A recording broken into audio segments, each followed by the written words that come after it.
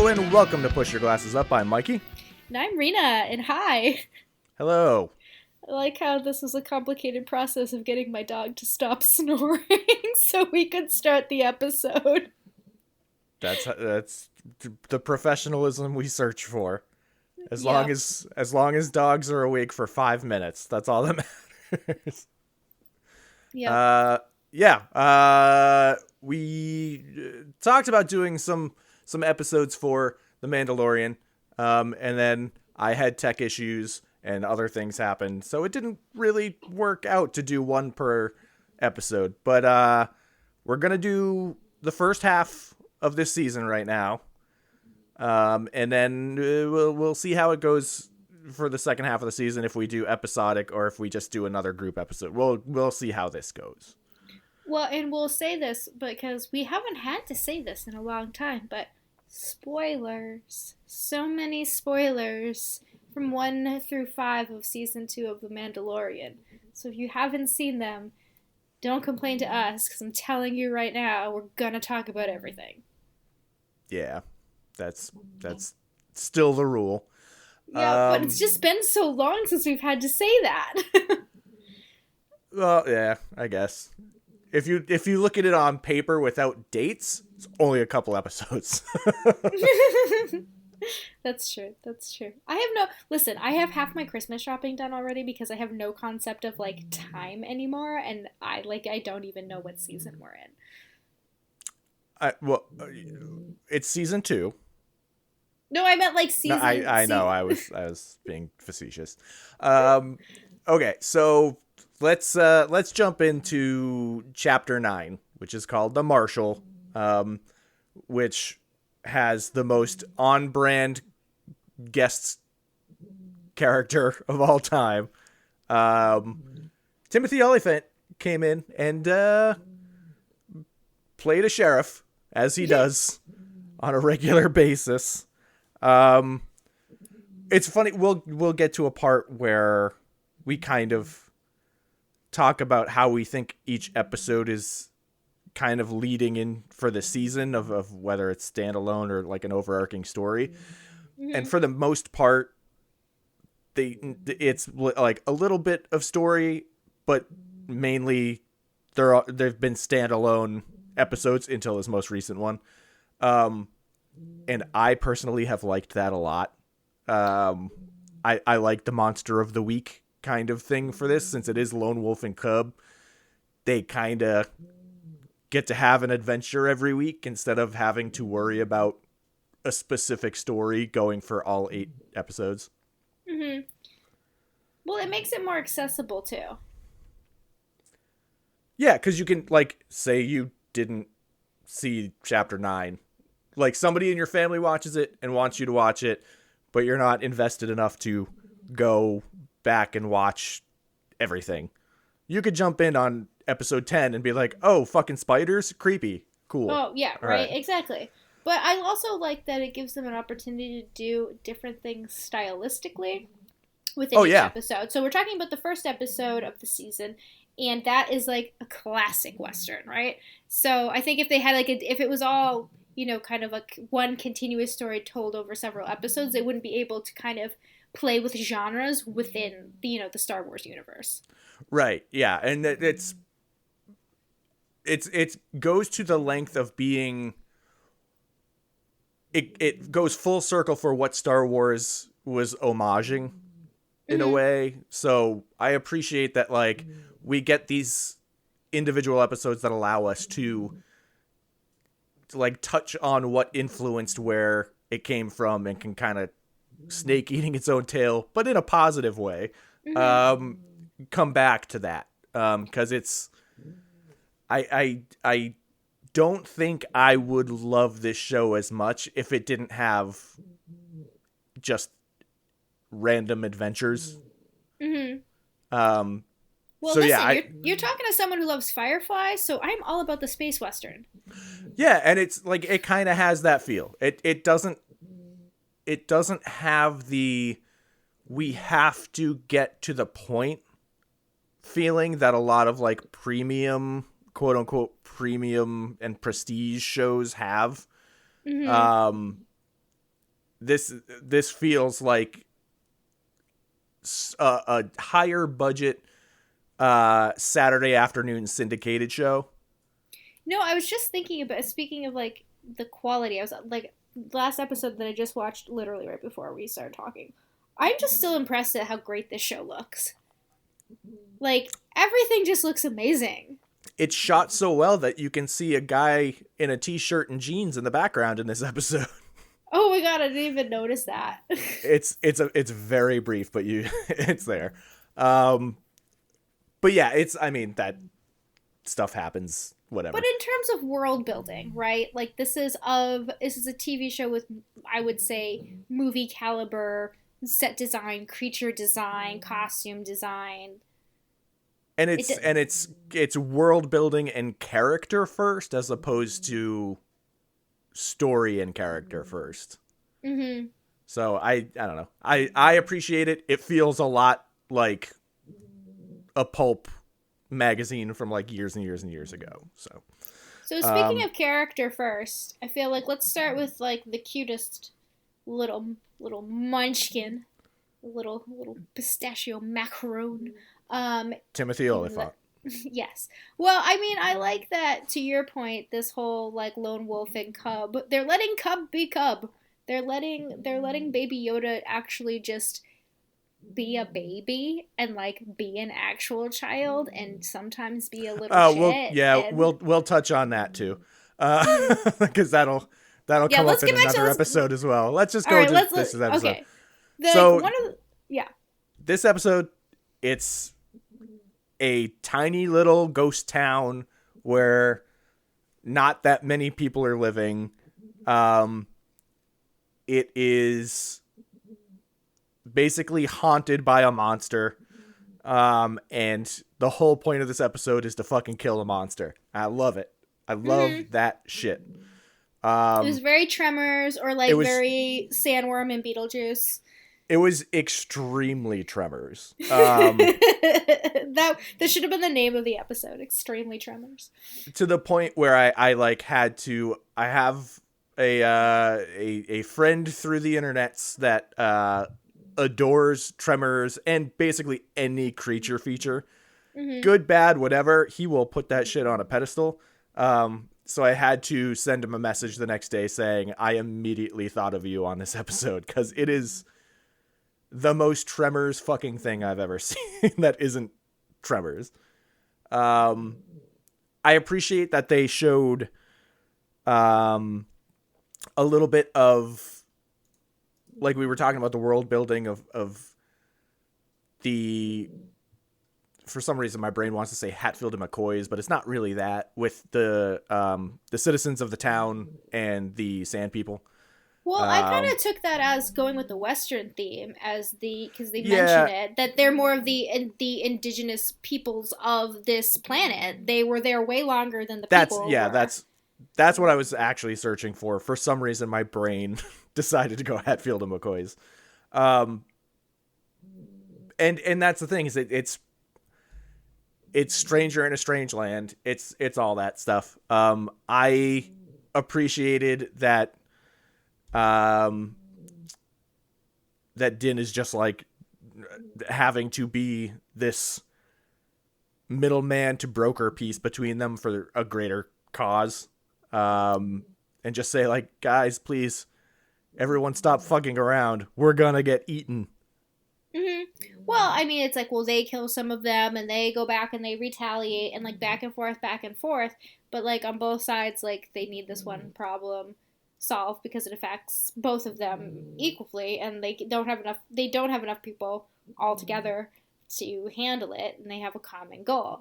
But again, it's just like, okay, well, I guess what I liked about it too is like, you think about the Sand People, they've always kind of been cast maybe like a villainous light, sort of ish, and I liked that we kind of got to see a different side, and they were, more like it was a misunderstanding, and like you could just talk to them and you can reason, you can make deals, and like it's fine. Well, no, it's context. They bring up the fact that it's like the moisture farming is stealing their water. Like they bring up these things of why they would be fucking pissed. Oh, what's that? Drilling in their lands? Right, yeah. And it's, contextually speaking, I think it gave a lot of focus and again context to the world that they're on. It's this episode had like no overarching story that is part of like the big season and series story. It was just like, no, they're in this place and they're telling the story for this specific spot. And I appreciated that they went like super deep with the krayt dragon lore that was like it was from like the expanded universe books and everything. And just like every other creature, there's something from like inside of it that they have to collect. But yeah, I appreciated this episode. The Boba Fett stuff, I like the idea of the armor and everything like having gotten reused and taken over and what have you. But it's like 90% sure that's probably Boba Fett at the end of the episode, but I just know that there are about 800 billion people that had that face. So I'm a little hesitant to be like, yeah, that's Boba Fett, because that could be anybody. I think they wanted to kind of like create some tension, like, oh my god, where are they going? They're going to Tatooine. There's a Mandalorian there. Could it be? Did he escape? Oh my god. And then we're like, oh, that's not Mandalorian. But that's okay, so it's his armor. So like, I don't know, was like, how did they get the armor? Like, I think they wanted to like kind of play around with that. Also, I'm really happy that I went to Galaxy's Edge because now I know what a Sarlacc actually looks like underground. That helps for me. Yeah, it just looks like an onion. Or like a rotisserie chicken like underneath. Like, yeah, so, if you merge those two. But I mean, okay, again, if like, you know, he does have a jetpack, so we have seen our Mando, you know, bust out of creatures. So well, that's not far-fetched. If it is Boba Fett, my assumption would be that he didn't come out of it with the armor. He somehow just got out of it. Like, whether that's before the armor was taken or after the armor was taken, I don't know. The armor was pooped out. Well, that, or like, much like the krayt dragon was blown up from the inside, like something could have happened. So you know. Or maybe it threw it up. Like, maybe it was like, this is gross. I don't eat armor. I don't know. That's also true. So many variables. And I mean, what do we really know about how Sarlacc, you know, we know it takes a very long time to process things, but we don't really know much beyond that. Yeah, and it's physiology and digestive tract. Yeah, and then it was like the uneasy alliance of Cobb Vanth and Din comes to an agreement where Din takes the armor. So now the armor is technically not even like, I mean, after this episode is back on the planet, but it, you know, it wasn't on the planet for a little while, so Boba Fett would have been shit out of luck anyway. But yeah, I love how this episode for the most part is just like, hey, here's some lore shit, and here is some monster hunting, which is probably going to be better than the bad-looking Monster Hunter movie that is coming out. Oh, you're making me miss Japan now if we talk about Monster Hunter, which is a totally different franchise, and I won't go on a tangent, but I did get to go to the Monster Hunter Cafe, and don't put the green... If you're mixing potions in your drink, don't use the green one, it's gross. That's all I have to say. What is it? Bitter melon. And bitter melon is what you think it is. It is bitter. Yeah, sounds great.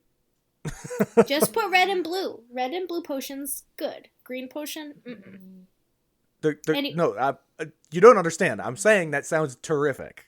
So I would want to do that. Mix all your potions? No, just put the green one in. As somebody that when I did drink, I would drink bitters and soda water. I miss that. I don't know. Maybe you would like bitter melon. A lot of people in Japan do like bitter melon as flavor. But it is what you think it is. It's just, yeah. But anyway, now we're talking about Monster Hunter and the Monster Hunter Cafe. And that's fine. That's a different franchise. But to your point, I guess we could probably segue into the second episode because, again, very monster-oriented, very further in the lore. This episode... Was it the second episode that was so controversial? Am I missing an episode in my brain? The next one is The Passenger. Yes, okay. So the second episode was the controversial episode. I guess one of them... But, like, the main... Because there's a whole other controversial part of it that involves one of the actors. But, yeah, this one is the transport of Frog Lady. So Frog Lady, who we only know as Frog Lady, who doesn't get a name or a species. One of a kind. Mm-hmm. So this is the one that I mentioned has, like, the crazy... fucking spiders and everything in it. But aren't the spiders from the games? Well, no, they're from the original concept art. Yeah. So I knew that they were not like a random thing. And then they were in Rebels. These are just like ice versions of those ones. But the whereas I'm having a hard time remembering what they're specifically called, though. And that's gonna bug the shit out of me. No pun intended. Is it like Pokemon? Are they the Alolan version? Kind of, I guess you could say that. They are basically different. They're cold versions to the warm versions, so that is something you could technically go with. It's just like Pokemon. Yeah. Krykna is what it is, by the way. I had to look it up because my brain just stopped. But they're not technically spiders. They don't have 8 legs, but yeah. They're from old, I believe, Ralph McQuarrie concept art. But I think the first time they showed up in an actual like show or whatever was on Rebels. Mm-hmm. But yeah. Yeah, let's get to the controversy. Baby Yoda eating the eggs. First of all, they look like sushi to me, but just in much larger form. So like I kind of see where he's coming from. But I think without a lot of context given to them or to Frog Lady, we got a little bit. I think people filled in some crazy gaps for a minute there about, the last of their species and comparing it to genocide. She said the last of her line. I mean, it's still not great, but it's not as bad as eating the last eggs of a species. Well, that, and, also, last of her line, I don't know, doesn't mean that, when they were younger, they went and they had many other babies that have gone off. There was a Nemo thing that happened. Maybe they didn't make it. I'm trying to think. There's so many things that you could fill in. And, again, we don't even know anything about Frog Lady other than she has to get these eggs to her husband. And, this is her last egg clutch or whatever. That's it. That's all we know. I also I do want to point out that the argument is on behalf of people who can't necessarily have kids of their own. And while I absolutely respect that stance, that is the stance of people in my immediate family, or not the stance, that is the situation that my immediate family is in, and has actually just had a baby in the last couple months. because of intravenous fertilization, because they couldn't have a baby. So my perspective is Baby Yoda's a fucking baby and is putting shit in his mouth and eating it. Well, it's that, but again, like, okay, I think we have more. If we look at the episode after, they were already fertilized little tadpole eggs, right? Like, they were already done. They were just like, they were just being their little. No. The ones in the tank were empty eggs. They were, as one of the concept artists put it on Twitter, the equivalent of chicken eggs. They were not fertilized. Okay, but again... and then they were fertilized once in the next episode they met back up. Well, the other thing is, again, that's still filling in a lot of gaps where she has, like, a bunch... Also, like, this is a frog lady, and, like, if we think about... Okay, we think about amphibians, we think about... You know, and we even see in the following episode, it does become kind of like a little tadpole-y creature, right? Yeah. They lay a bunch because a lot of them don't make it, and that's very, very typical. And like maybe she had more. Maybe this is the last little bunch. But again, to my point, it doesn't mean it's like the last of their species. It doesn't even mean that they didn't have babies before. It just means like this is the last go of it. Right. Exactly. This is they're sunsetting their years of having kids. Which happens to all of us. So, yeah, I don't know. I mean, I like to be sensitive to how other people feel, but then again, like, this is a fictional show, and little kid, to your point, as a proud auntie of a very precocious toddler, I can tell you that Arya ate a stink bug once, and her mouth smelled horrible for like days. So like literally kids will do this. My brother ate a pen cap and when he was a baby, and the doctor said that there was nothing he could do. They would just have to wait until he crapped it out. Yeah, that like so little kids it's how it works. I'm and sure like, I have a story about that about myself as well, but I don't know it. I only know the one about my brother. Like, I mean, I got a candy corn stuck up my nose when I was a child. I know it's like a I thing. got an actual I got an actual corn kernel stuck up my nose. I'm like, maybe this is why we're friends. We're just destined to meet. Because we're fucking idiots as kids. But again, that's the thing. And also, like, I'd like to point out, our buddy Mando there is doing the best he can as, like, a new dad. Yeah, but there's a lot he doesn't know. And, like, he does not keep snacks with him. Arya needs fruit snacks. She had goldfish while I was talking to her today. She asked not my sister, to put them in a bowl for her. So, you know, I feel like Baby Yoda is hungry, and that's a parenting fail. I think it's also not even that aspect of it. I think it's the more interesting story part of this, because I think that is just a general gag that is supposed to be played as funny, and that's how jokes work. Some people think it's funny and some people don't. That's just how it works. But I think the important follow-up is that he was trying to say, no, don't do that, over and over and over. And that is something that kids also do. They don't listen to rules like that, which is also, that goes back to the first season when he keeps turning the radio on. He keeps flipping the switch. I mean, the radio is the meme thing, but he keeps flipping the switch to, like, cause trouble, and keeps getting told, no, stop doing that. And he keeps flipping the switch.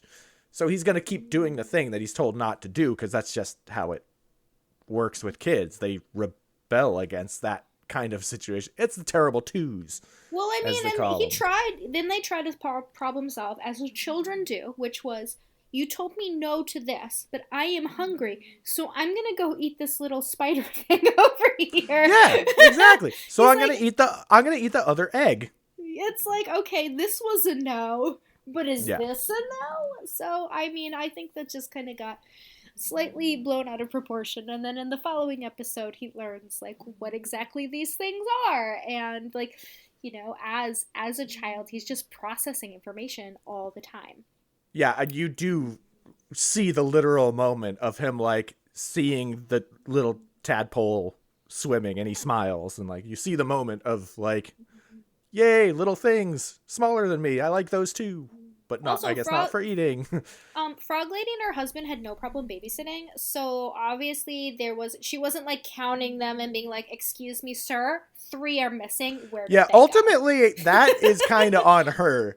She definitely missed that. She just put them in like the hot spring, just like, oh, it's warm. I'm like, doesn't that poach them? Isn't that Eggs Benedict at that point? Right? So, like, we don't even know the rules, okay? We don't even know, like, do they need to be in a temperature control? Do they just need to be wet? Like, I don't know. Too many variables, man. Too many variables. But anyway, the other part... That was up till, I guess, every episode of this season until the most recent one, I feel like was better than the last one. I loved the little bit of horror that we got in this episode. Mm-hmm. The kind of 8-legged freaksy throwback to like 50s, just like black and white sci-fi that would be played on a double feature. Again, on like I love Saturday afternoon TV, basically, is what I'm saying. Mm-hmm. Well, remember we had our whole rating scale at one point about my rating scale about like how good a movie is depends on like when I watch it. Yeah. And like I have my Sunday afternoon movies, which are like something that you put on in the background while you fold laundry. Right. Yeah. This is definitely top tier Saturday afternoon. Speaking of the little small side tangent, I finally sat down and watched Underwater. Mm-hmm. And it is fucking great. It is super good. Good jump scares. Good, like, creepy atmosphere because they're in a claustrophobic underwater facility at the bottom of the ocean. It's basically Aliens, but in, like, an underwater facility. It's great. It honestly feels like a Cloverfield movie, and 100% think it's better as a Cloverfield movie than the Cloverfield Paradox was, because that was garbage. Good to know.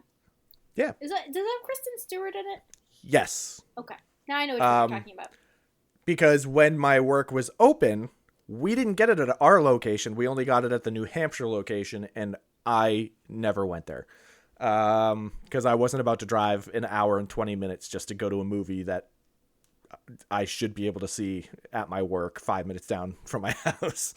But yeah, do you have anything else about this episode? We didn't really touch on the episode itself that much because there wasn't too much there. But... Well, no, I mean he had to bring a passenger, and like they crash landed. We had a run-in with the X-wings. We didn't mention that. Oh yeah, that was cool. It was Dave Filoni, and I forget the name of the other actor, but he was on like a sitcom as well. Oh, I saw a lot of people were super excited about it. And then we see him further along in the episode that we just got to. But yeah, I guess that's probably everything for that episode. The next episode is great. It's going to be hard to top this episode. The Heiress, chapter 11, is like a perfect Star Wars thing. I appreciate cable knit sweaters in space. Let me just start with that. Yeah, it's like it's like that Mon Calamar came straight out of Gloucester. Right? It's the Gordon's fisherman. He's like, I gotta go. I gotta hurry up. I need a donkey's. Yeah, it's very close. He's very close to carrying a box of Joe. He's gonna tell you about how his uncle was on Wicked Tuna. Oh Jesus! It's like the guy that was on the fucking there's a Rhode Island courtroom TV show that's like it's actually a courtroom in Rhode Island, and they throw clips on YouTube.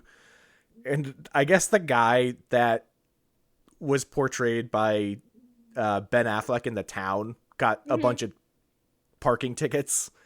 He's been out of jail for a little while now, and he got a bunch of parking tickets. And the whole he tells the whole story about how Ben Affleck played him in a movie and shit. I'm like, cool, man. Fucking pay your tickets. Yeah. Anyway, where this is what happens this when you episode. start about a rough and tumble port town. Yeah, it just reminds us of home. But yeah, this episode, they reunite Frog Lady and Frog Husband, and they are in an area where they can find some Mandalorians. That's basically the plot to this entire episode. Well, that is like the thread that's been keeping him on this journey, is that he's been quested to take the child to the Jedi, but he needs more Mandalorians to kind of help him along that path. So he's trying to tap into this underground Mandalorian network and kind of following these clues as he goes. So, right. now we checked out the one, didn't end up being it. We ended up crash landing. Okay, now we're going to this planet. We heard there are more, and yes, there are. And they're not Boba Fett. Yeah. No, yeah. And he's not even Mandalorian. So yeah, I want to say it's a group of Quarren fishermen that are guiding Din and Baby Yoda. Oh, you mean Davy Jones? Yes, but pre-Davy Jones, because they existed before him. Yes, it is Quarren. But they basically are saying they'll take him to find some Mandalorians, and then they are actually going to try to steal the baby. Because that's this entire show is steal the baby. I wish we saw what was in the tank. Oh, yeah. That attacked. The Kraken, obviously. Davy Jones. I already said that. Well, it would have been cool if it was like a Dianoga or something. All of a sudden, like the throwback theme, for the. We hear like in the background like the theme from Pirates of the Caribbean, and we're like, not now, Disney.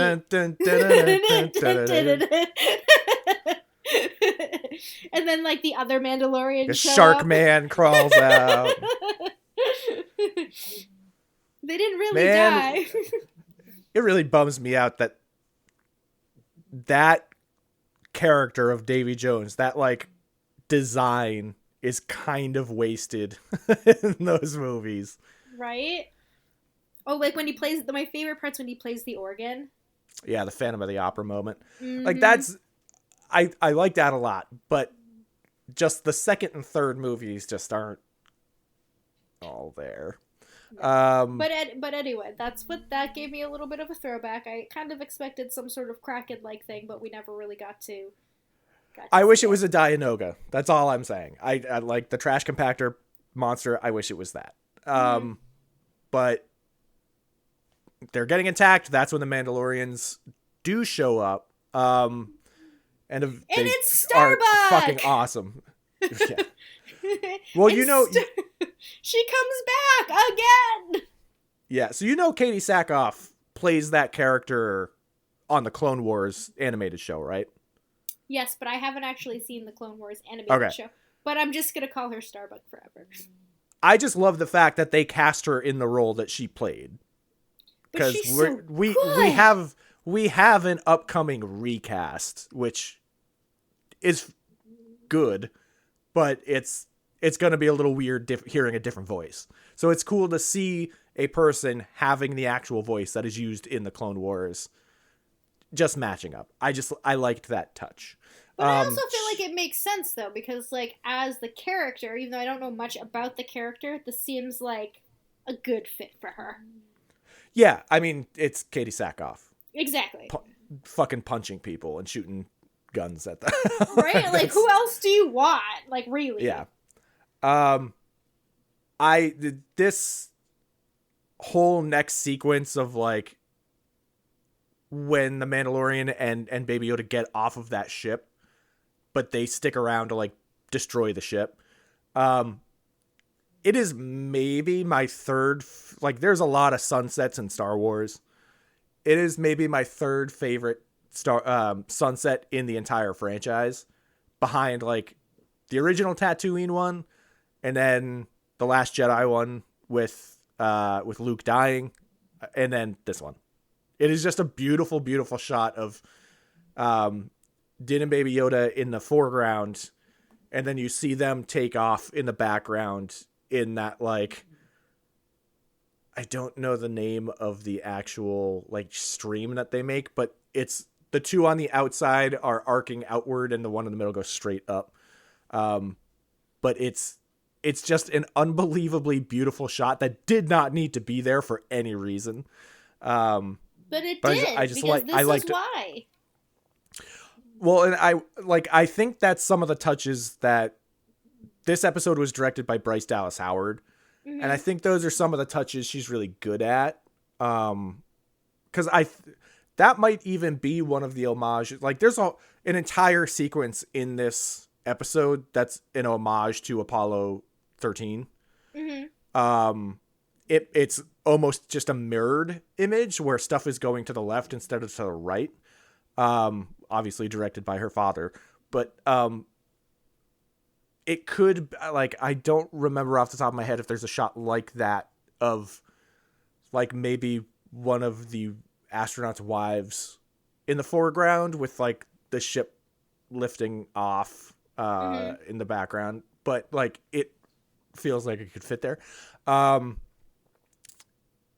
This entire episode, I was like, I'm going to have to go back and watch it to get more details, because for the most part, it's just action sequence, a little bit of exposition of like, how do I find blah, blah, blah, and then another action sequence. Mm-hmm. But then she's looking for a flaming sword. Well, yeah, that's the main story of the TV show now, is actually not Baby Yoda. It's the Darksaber.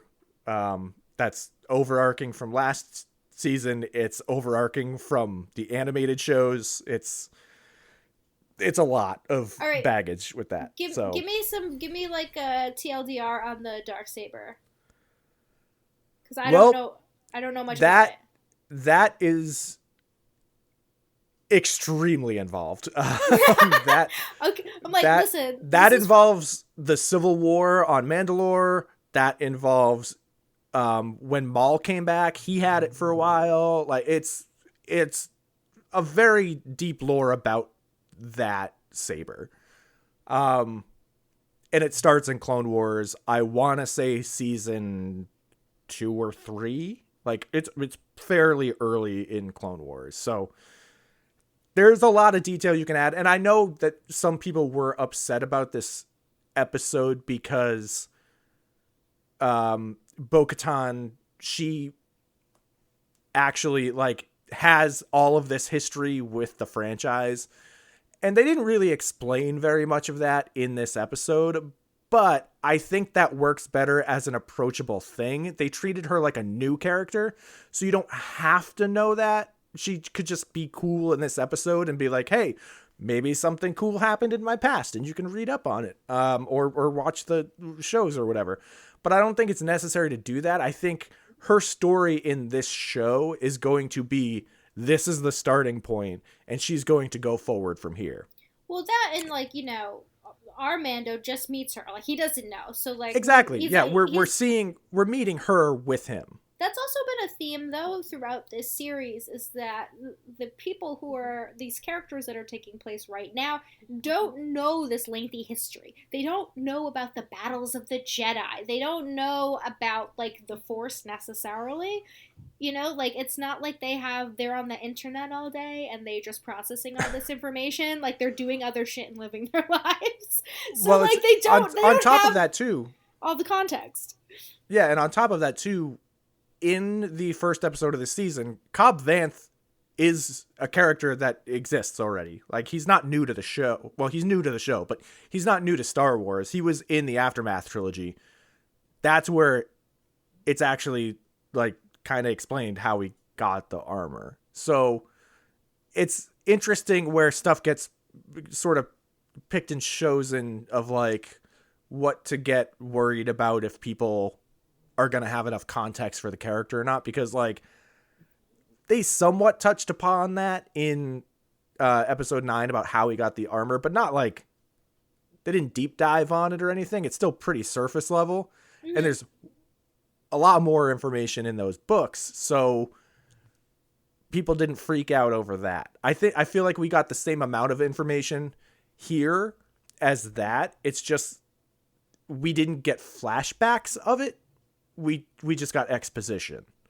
Well, the other thing too is they're giving us like bits and pieces of like there are much larger things going on. Right? We're focused on this little tiny journey, but this little journey of this like guy and this little like tiny little ball of mint chocolate chip ice cream. It's through their eyes. Yeah.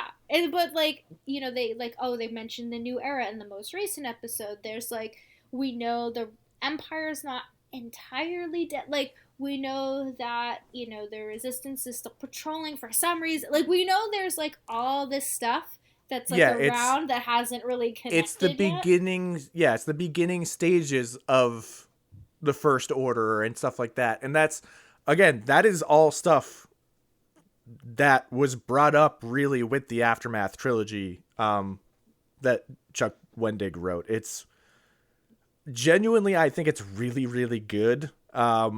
It's some of my favorite stuff to have come out of like the side stuff, like books and what have you. Like Greg Grunberg's character in the new trilogy, mm-hmm. Snap is a main character in that. If you just watch the movies the way they are, you just be like, oh, it's a little side character. But then if you learn he's in this book as a main character, you learn so much more about him. And that's sort of how they treat the characters on the show is, oh, these can be new characters to people and leave it at that if they want to. And I appreciate that they're not like putting all this baggage on the shoulders of the viewer to be like, okay, we're going to sit down for an entire episode of this show to go over stuff that happened in like 3 or 4 episodes of another show 8 years ago. Because it's just like, that'd be a waste of the viewer's time. Well, that, and then it becomes the Bo-Katan show and not the Mandalorian. You know what I mean? Like, you're taking the focus on a different character, especially if they have a lengthy history within this universe, and, like, that's not the point. If they were going to do that, they would have done her show. Exactly. And some corners of the internet think they are going to do her show. Which would be amazing. It would be cool. I don't think they're actually looking into that, though. I think they're just going to keep her for, like, cool moments, like, in this episode. Though I guarantee you she'll be back this season. Mm-hmm. But, yeah. It's just, like, the same way with Cobb Vanth, where at the end of his episode, he was like, I hope we meet again soon. And I'm like, okay. Yeah. We will be seeing you soon. Okay. Wink, wink, nudge, nudge. Exactly. But yeah, ultimately, it like this ends up being sort of a heist episode, but really they're taking an entire ship. And it's just it's like a vehicle for a cool action sequence, but it all boils down to he got a little more information on where to look for somebody to help, and it comes in the name of Ahsoka Tano, which is fucking cool. Big name drop, because we know he's trying to find a Jedi. That's what he needs to bring Baby Yoda back to, a Jedi, the little adorable ball of wasabi that he is. I'm just going to keep naming green things. Light green things, specifically. Mm-hmm. But that brings us to the most recent episode, The Siege, which is, again, could just be like a fun standalone adventure, but this one ended up being like the story episode. This one had a lot more of the Gideon stuff of, they straight up learn he's still alive. They circle back to the reason they're they protecting pull in the child. Obi-Wan and kill a reactor. But yeah, exactly. They're going back around and actually like focusing on the direct villain to that story. But they put in a lot more. Go ahead. Well, I was going to say, we forgot for a little bit about why Baby Yoda is so important. You think he's important because of Force user, but we forget for a minute that, like, the reason he's protecting them is because the Empire was experimenting on him, that's where he came from. And, like, even in the... Because they only really, like, mildly touched on that early on in the first season. They didn't really go too far into it. The Doctor was like, we're experimenting, and then they were gone. So... Mm-hmm. And then everyone's holding him. He's all over the place. Like, you know, he's not, like, hiding out. Yeah, there's a little hidden in plain view. He's, like, in his little, especially since they're, like, in the same fucking town in this episode as they were in the first season. And then, like, everyone's carrying him around because how do you not? He's just, like, the cutest little mint julep. But we got a look at sort of the rebuilding of what's was a demolished town, essentially an Imperial run a demolished town. Yeah, there's a lot of fire that happened, like a lot of big fire energy.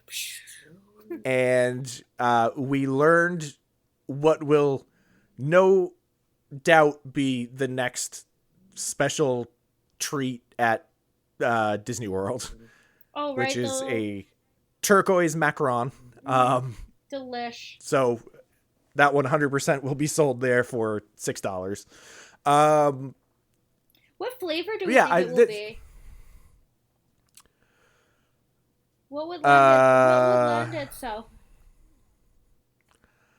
That color, because they do the blue. The blue it'll probably be kind of lemongrassy.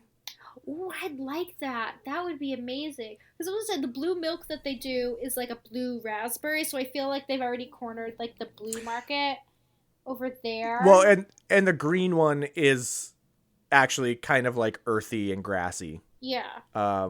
Little bit of citrus, but like earthy and grassy is what I hear. I didn't have either of them when I went, but I had a blue milk. I did. I didn't eat anything in Galaxy's Edge because I went to the Sci-Fi Diner when I was at Hollywood Studios. So I ate a 1950 style burger that had pimento cheese on it. Wow. And I felt terrible afterwards. Oh man, what did I? But I fought through it because I had to, because we were going on Rise of the Resistance. So. Mm-hmm. Yeah. And of course I had a churro, because you don't go to Disneyland and don't have a churro. There are rules. Anyway. Yeah, I still don't know. I wonder what the flavor will be. I'm going to go with something along those lines. Either that or just like a sea salt caramel. No, it'll just be like immensely sweet to the point that it has no flavor. Because a lot of the time at a Disney park, if you get one of the specialty treats, it just tastes like sugar. And it's kind of unfortunate. This is why I really, really, one of these times that I go to Japan, I gotta go to Tokyo, see Disney, because I have heard their snacks, so their exclusive stuff that they have there is amazing. They put a lot of care into the display of them, too. Mm-hmm. Because they use a lot more egg with things, like hard-boiled egg. Mm-hmm. And they take out egg yolk from the hard-boiled egg and put 2 little extra scoops in where the hollow point is. And then they refill it with liquefied egg yolk that has gelatin in it. And then they cool it. And it looks like an egg yolk that is in the form of a Mickey head. I want to eat the little alien mochis. You know, like the aliens from Toy Story? They make little mochis. I believe at Disneyland, at Pizza Planet, you can... It might have been a limited thing. But I think they made, like, oversized macarons that were the alien faces. Ooh, so they had, like, the eyes were, like, that really thin, just kind of, like, sugary texture thing that they do the printing on and stuff. Mm-hmm. Now I'm hungry and I want to see.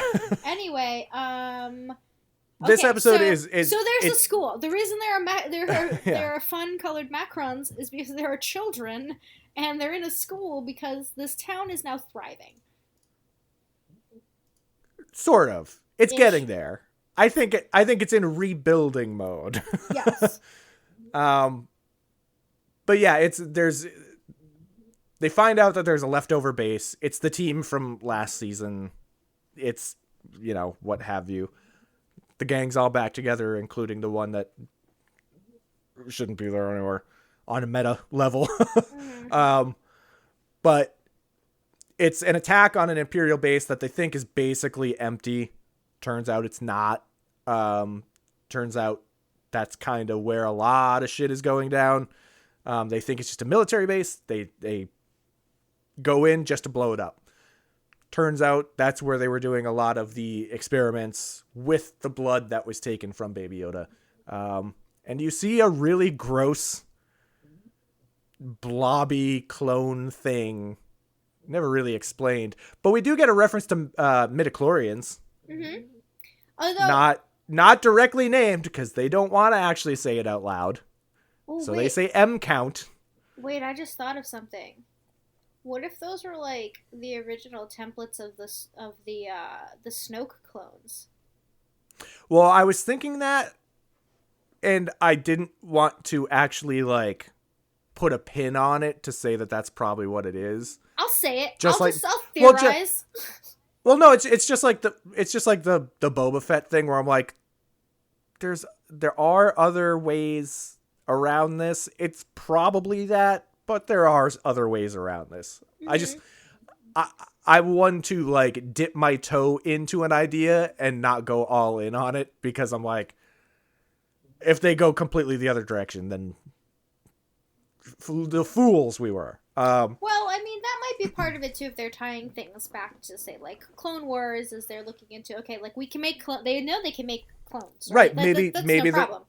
Because you also see like the crazy trooper armor at the end of it too. Mm-hmm. So maybe they're trying to make super soldiers there, and then that's who would be wearing those suits or what have you, and or so there was a lot of stuff.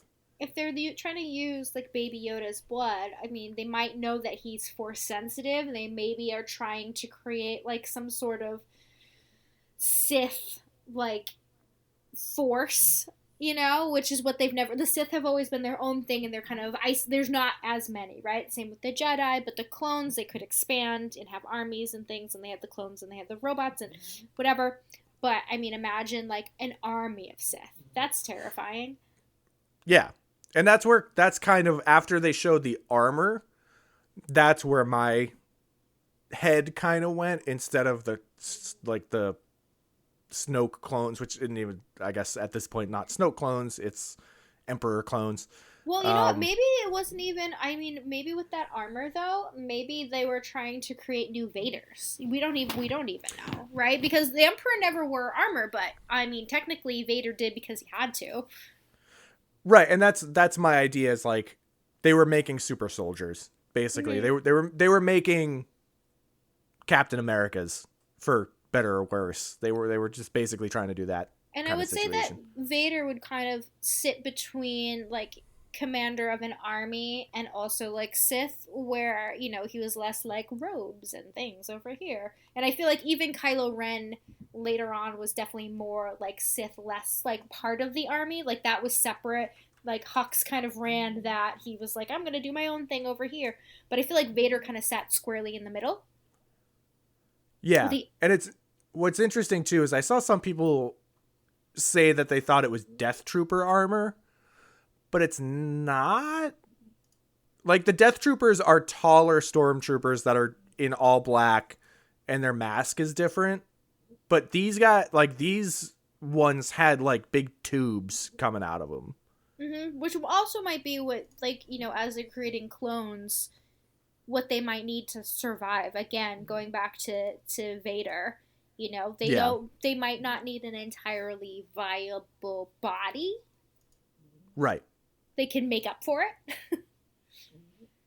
So, I don't know. That's getting heavy on the theories now, but... Yeah. Or it's a precursor to Death Troopers, and maybe that's like an earlier version. Well, no, this is after. Or like an evolved version.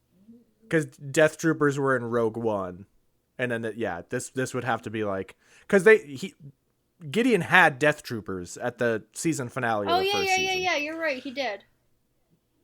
And these are a bit different from that, but it's, if anything, it would maybe be an evolved version, I guess. I was just thinking if you created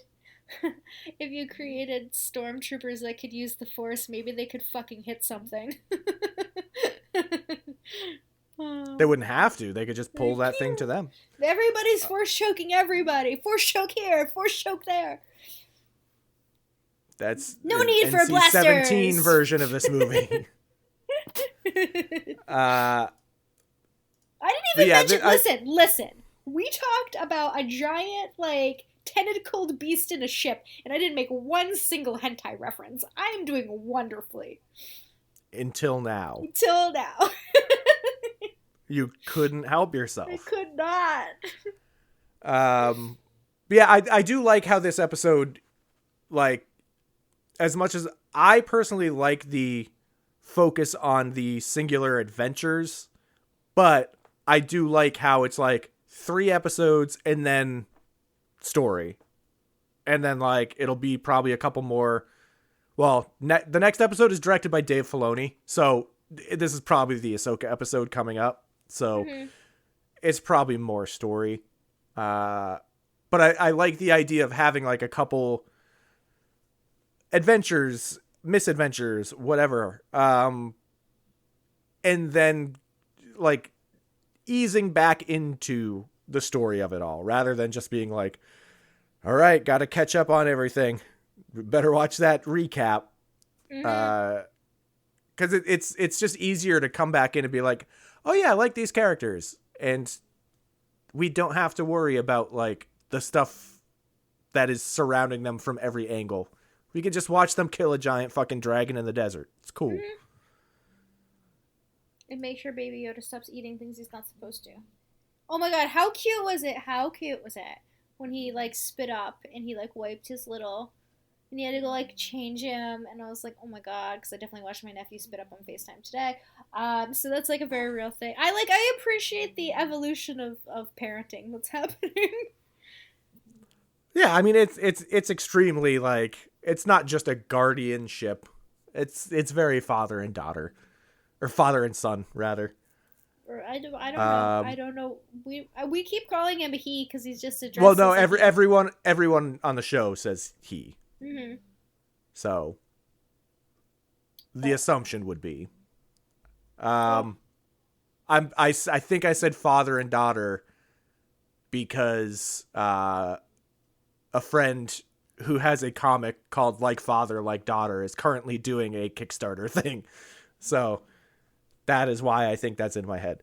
That little that little tiny heirloom tomato over there.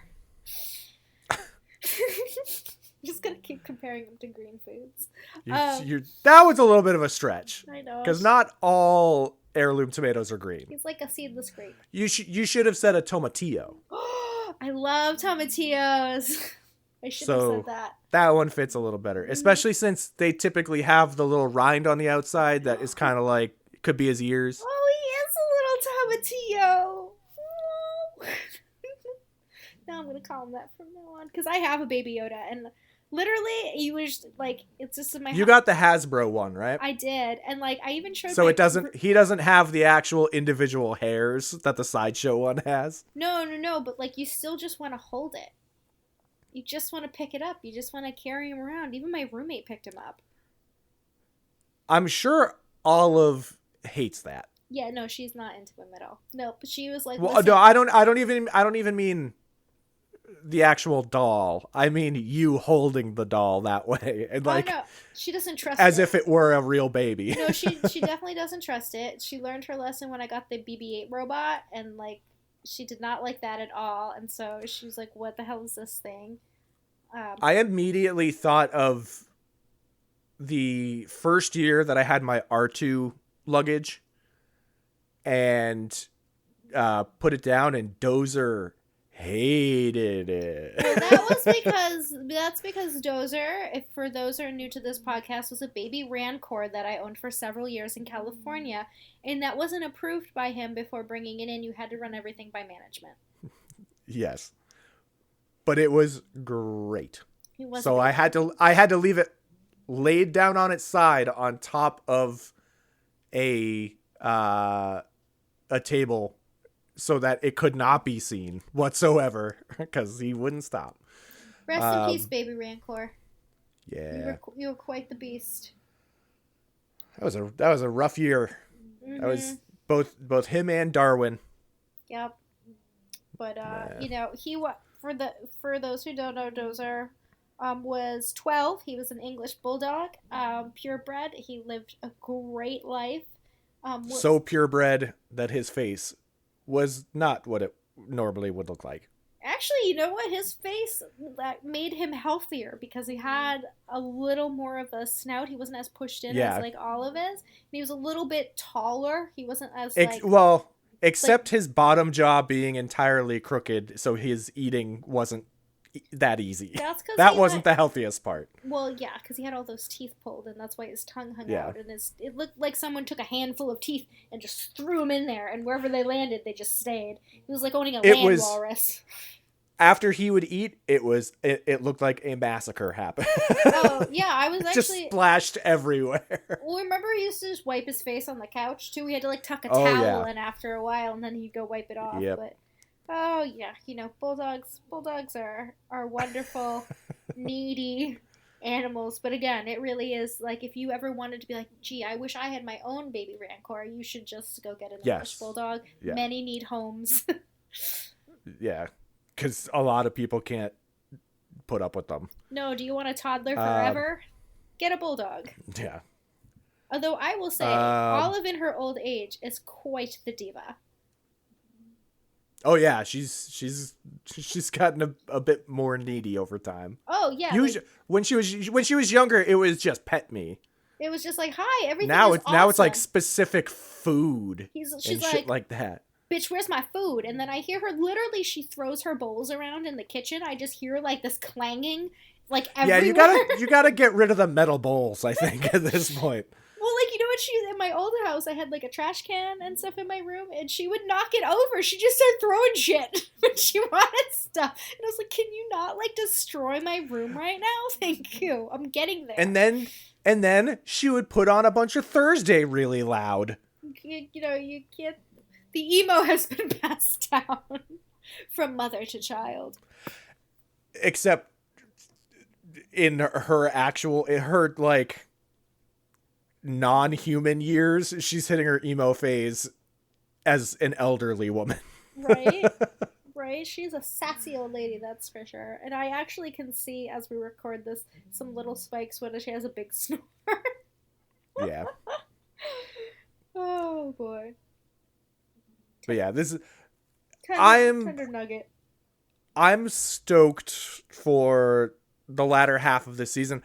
I really, really like this season. I know people have some gripes about it, but I really, really, really like it. I think I like this season as a whole so far more than last season. I think last season had some really awesome moments in episodes, whereas this one, I like the whole episodes more. Mm-hmm.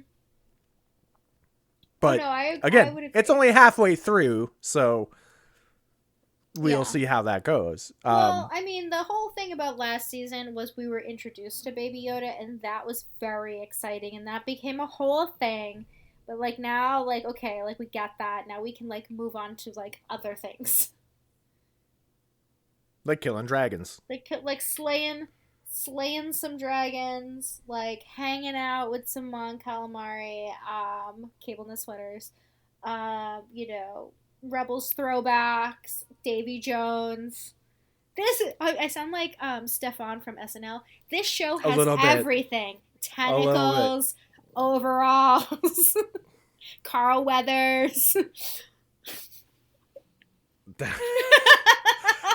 That was a little... The fact that you went with Carl Weathers instead of the character name made it actually very accurate to the joke.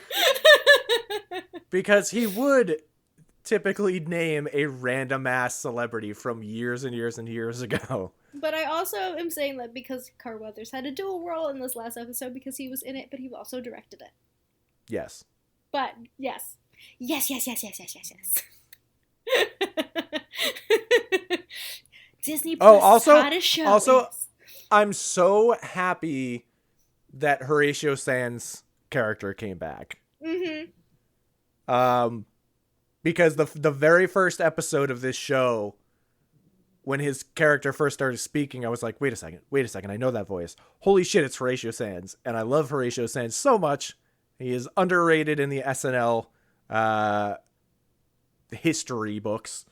And he is also just a tremendous part of like the Comedy Bang Bang family. So it just makes me very happy to see him back again. Look at that beautiful segue I set up there. Mwah, chef's good kiss. Accident. Chef's kiss. Yeah, I'm satisfied so far. You know, we just needed a small win this year, and I feel like this show is still doing well. Like, let's keep it up. That's all we need. Yeah, seriously. There's just, you know, take a win where you can get it.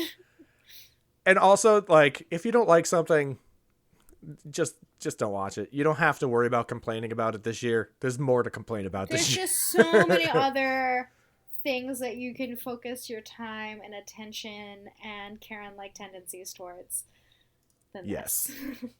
Also, again, we live in a real world with lots of stuff going on, and this is a wonderfully thought out fictional universe. So no frog ladies were injured or hurt in the making of this series. That we are aware of. Everything is okay, guys. Everything is gonna be okay. Not everything is a personal affront. There are plenty of things to be worried about, and there are some things that are very concerning that, you know, could use your time, attention, and activism. But yeah. And speaking of that, we're coming up on Thanksgiving. Stay home. Don't have a shit ton of people over to your house. Don't go over to a place where there's going to be a shit ton of people. Wear a mask when you go out shopping to buy your individual turkey dinner. Or you should have already been doing this. If you were planning on spending Thanksgiving with people outside of your household on a small scale, you should have been quarantining already. But if you can do something outside, spaced en masse, as a way to say hi to your family, and, you know, that's okay too. Take your precautions. Be safe. Don't be stupid. Yeah, drive by and wave. That's how far I'll say. It's hard. It's hard for people who are away from their families, but I think there are safer options than just throwing caution to the wind and having Thanksgiving like normal. Exactly. You know, I mean, again, you can get tested, you can quarantine, you can do everything that you can to keep people safe. You can, you know, I mean, it's actually, you know, the weather's been not that bad if you, like, do an outdoor thing. You should be totally cool. Mass outdoors, spaced out, you should be cool. So if you need to see people, that's an option. And even in that case, be like 20 feet away from them. Not the 6 foot bullshit. Be very far away from them. Sneeze away. Keep your mask on at all times. I recommend a drop, if you have the little filter, not the filters that breathe out. I mean the insertable little, like, flat filters for cloth masks that make them actually work better. If you do a drop of lavender essential oil, it's lovely. I would die. Maybe a little eucalyptus if you know you want to open up your sinuses. All of this, I would die. My allergies, I would die. But anyway, I think we can say that's the end of this episode at an hour and 10 minutes in. Yeah, we covered 4 episodes of a show. I mean, we used to just talk about nothing for hours. This was a highly productive. We only went on small tangents. I'm pretty proud of us. Thanks. We're doing great, sweetie. We'll see how we're gonna do an episode for New Mutants. We'll be back for that. Yeah, you guys can watch it this weekend, and then we can have a whole chat. It's now available on demand. And you have to watch it still, right? I do. I'm probably going to watch it after this. Have fun. Yay. It's not terrible. It's not great. That's what I'll lead you in with. Okay. Just keep that realistic perspective with it. Keep it real. But yeah, we'll be back with that. And then because next episode is probably the Ahsoka episode, maybe we'll come back to do that specific episode. But maybe we'll do another 4 episode dump on the next Mandalorian episode for us. So we'll see how it goes. We're very free-spirited about our podcast schedule right now. We'll just see how it goes. We'll see how we feel. We'll see what's happening. We'll see what happens in the show. We'll let you know. Especially since I have tech issues left and right now. My mic stand broke. My mic cable just broke. My headphones broke last week. So I should really do your chart because times. Mercury's not even in retrograde, so none of this should be happening to you. Let me see. Like, I've actually never worked out your chart. I just need your birth time. We can talk about this offline. No. This is what's called Irish luck. Yeah, I know, but let me just look at the cosmos for you. I mean, like, there's a lot of eclipses coming up soon, so let me make sure you're square. Okay? I'll turn into a wolf. But we'll be back with another episode in a couple days for New Mutants. Yep. All Aren't right. you lucky? Yeah. Bye.